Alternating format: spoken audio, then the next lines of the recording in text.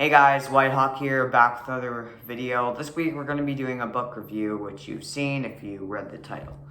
And so, before we jump in, I'm not going to ask you for likes or subscribes this week. Instead, I'm going to ask you to take this video and share it with a friend. And I'm asking you this because I want to get some new viewers and eventually have, a solid amount of viewers. And also, my first ever video is so close to 50 views, so if you could share that video with them too, that would be great. Alright, let's jump into this book review. This week, I am going to be reviewing The Lord of the Rings, The Two Towers, and you might notice this is the same book as I did for my first Lord of the Rings book review, but this is actually a book that has all of the Lord of the Rings books in it, and so when I do the Return of the King, you will see that book as well. And so, this book was written by J.R.R. Tolkien, as well as The Fellowship of the Ring, and The Hobbit, and The Return of the King. And it was published in 1954. So the main characters of this book are Aragorn, Frodo, Sam, Legolas, Gimli, Gandalf, Merry, Pippin, and Treebeard, and Gollum. The setting of this book takes place in Middle-earth, specifically in the areas around Isengard, the Forest of Fangorn, as well as the outskirts of Mordor and the Dead Marshes. The genre of this book is action-adventure, and there is a movie to this book. It is 4 hours long though, so if you want to watch it, you're in for the long haul. To summarize this book, let's see. Well, there's two parts to this book. So the summary of the first half is after the Fellowship was divided, Aragorn, Gimli, and Legolas look for two of the hobbits that have been lost, Merry and Pippin, knowing that Frodo and Sam had probably gone to Mordor.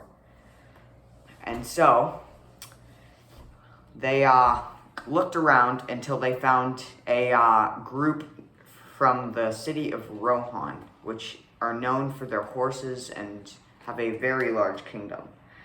They said that they had found a pack of orcs which had captured the friends knew had captured the hobbits, but the hobbits were not found after all the orcs were dead. While the hobbits had actually survived and escaped to the Forest of Fangorn, where they had met Treebeard, who is an Ent, which is essentially a walking, sentient tree. And he, as well as all his other Ent friends, and the hobbits, decided to take down Isengard. And then, with the help of Aragorn, Legolas, and Gimli, and Gandalf, that happened. Now, the second half of the book, not as much happened. Frodo and Sam had continued to go north towards... Actually, I don't know what direction Mordor was. Had continued to go towards Mordor. And they ended up capturing Gollum and used him as a way to lead them into Mordor.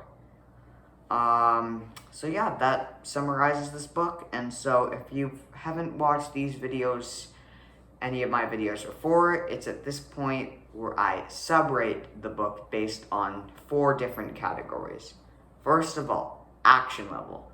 I'm going to give this book a 3 out of 5 because the first half has a very good amount of action, like 4 out of 5 for action in the first half.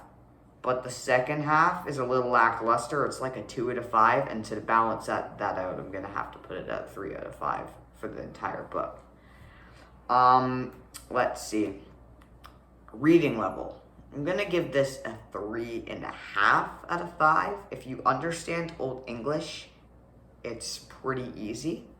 But if you don't, then it might be a 4.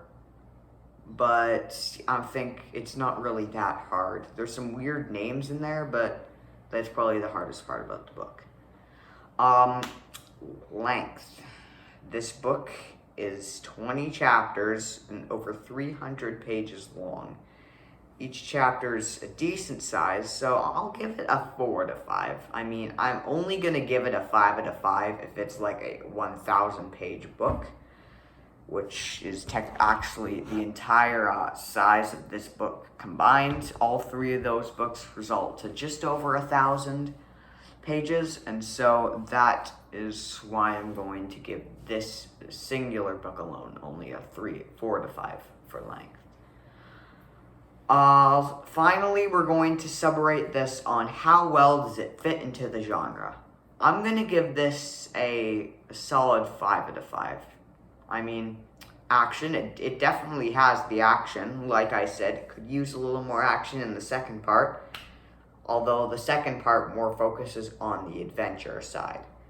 The first half is action, fighting, destroying of cities and bad guys. The second half is journeying, walking, Frodo going insane, that kind of stuff. That's pretty much it. Pros and cons to this book. Pros, I honestly really love how Tolkien describes his story, and I appreciate the fact that he splits his story into 3 different books just so he can put in all that extra detail into his story. Because with The Hobbit, he only did that with 1 book. And you could probably do all the Lord of the Rings books if you cut down on a lot of the details in 1 book. But he wanted to add those extra details, and I really appreciate that. Other pros to this book, I really like the fact that there's a lot more like different types of creatures in this book, or like, well, not creatures, because there's different, like, how do I say this, civilizations, we'll say, because we have Rohan in there, which I mentioned in the summary, and then we had people of Gondor, which is from the same city that Boromir was from. If you watched my first video, if you haven't, go check that out, by the way. And yeah, I really like that a lot. And so, cons to this book. This is just for me personally. I don't like books with really long chapters, because I will oftentimes read at night, and then I'll be ready to go to sleep, but my chapter is just too long, and so I have to put a bookmark in the middle of that, and I just don't like that, because I don't know where I am in the chapter, and it just gets confusing, and I forget what I've read and what I haven't read, and so, yeah. Although, that might not be an issue for you. Cons, like I said earlier, the second half could use a little more action, because the second half is a lot of just journeying, and walking, and resting, and eating rations, and walking again, and there's like no action pretty much until the end of the book, and so, no. I think it needs more action, personally. Alright, so overall, I'm going to give this book a 4 out of 5, just for the 4.5 out of 5. I'm not going to rate it down an entire mark just for the lack of action. I'll do 4.5 out of 5 just for that lack of action in the second half.